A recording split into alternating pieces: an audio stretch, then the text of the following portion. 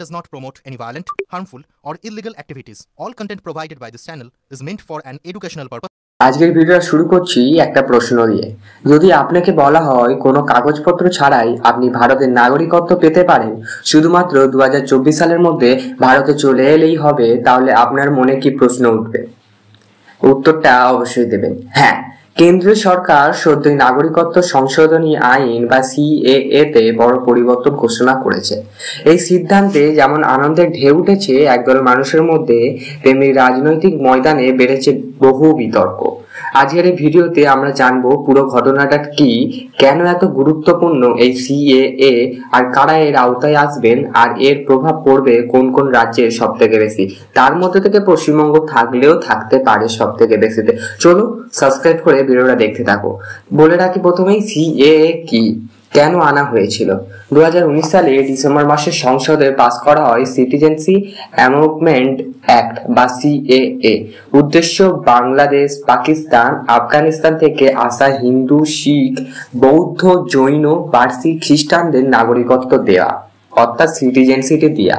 শর্ত একটাই ছিল, তারা ধর্মীয় উৎপীড়নের শিকার হতে হবে এবং 2014 সালে 31 ডিসেম্বরের মধ্যে ভারতে প্রবেশ করতে হবে। শুরু থেকে বিতর্ক, কারণ মুসলিমদের বাদ দেওয়া হয়েছে এবং আসাম, ত্রিপুরা, মেঘালয়, মিজোরামের মতন রাজ্যে উদ্বেগও বেড়েছে। নতুন কি ঘোষণা করা হয়েছে এখন? নতুন 2025-এ এক ঘোষণা, নতুন নির্দেশিকায় বলা হয়েছে যারা 2024 সালে 31 ডিসেম্বরের আগে ভারতে এসেছেন তারা এখনো সিএএ আওতায় নাগরিকত্ব পেতে পারেন। পাসপোর্ট, ভিসা, অন্য কাগজ না থাকলেও সমস্যা নেই।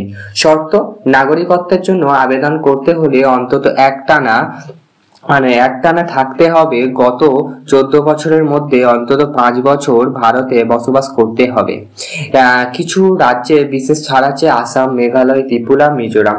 এছাড়াও অবৈধ বিদেশিদের ফেরত পাঠানোর প্রক্রিয়াতেও নতুন নিয়ম এসেছে আর ডিসিশন সেন্টার তৈরি করার নির্দেশ। রাজনৈতিক প্রতিক্রিয়া, এখানে অনেক রকম বৈশিষ্ট্য ব্যক্তি নানান রকম প্রতিক্রিয়া দেবেন। বিজেপির নেতারা, বিশেষ করে মাতুয়া সম্প্রদায়ের প্রতিনিধি শান্তনু ঠাকুর ও সুকান্ত মজুমদার এই ঘোষণায় প্রকাশ্যে ধন্যবাদ জানিয়েছেন মোদী এবং অমিত শাহকে। একটা আমি ডেসক্রিপশনে দিয়ে রেখে দেবেন, তিনি ফেসবুকে লিখে জানিয়েছিলেন এবং বলেছেন মাতুয়া সম্প্রদায়ের জন্য এটি বড় জয় বলে ব্যাখ্যাও দেওয়া হয়েছে। বিরোধীরা, বিশেষ করে তৃণমূল কংগ্রেস, আগে থেকেই বলেছে সিএএ বৈষম্যমূলক আইন। নতুন ঘোষণা তাদের প্রক্রিয়ায় কি আসবে সেটা রাজনীতিতে বড় প্রশ্ন। সাধারণ মানুষের উপর প্রভাব, বাংলাদেশ থেকে আসা হিন্দু উদ্বাস্তুদের মধ্যে স্বস্তি। ডিসিশন সেন্টার প্রসঙ্গে আশঙ্কা, মুসলিম শরণার্থীদের জন্য কি হবে। উত্তর পূর্ব ভারতের রাজ্যগুলিতে প্রতিবাদ আরও বাড়তে পারে, কারণ ওখানকার মানুষ মনে করেন বহিরাগত এলে তাদের সংস্কৃতির ভারসাম্য নষ্ট হবে।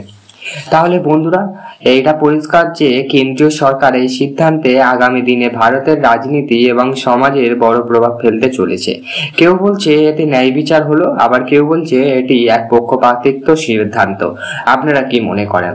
এই নতুন নিয়ম কি সত্যি উদ্বাস্তুদের মুক্তি দেবে, নাকি নতুন করে অস্বস্তির সৃষ্টি হবে? মন্তব্য জানাতে ভুলবেন না।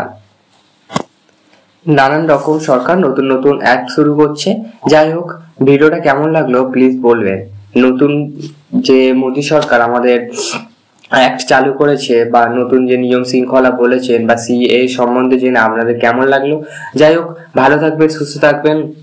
অসংখ্য ধন্যবাদ আমাদের সম্পূর্ণ ভিডিওটা দেখার জন্য। যারা সাবস্ক্রাইব করেছেন তাদের অসংখ্য ধন্যবাদ, আর যারা আগে থেকে সাবস্ক্রাইব করেছেন তাদেরও ধন্যবাদ। আর যারা সাবস্ক্রাইব করেননি সাবস্ক্রাইব করে রেখে দিন এরকম আরো গুরুত্বপূর্ণ ভিডিও পাওয়ার জন্য।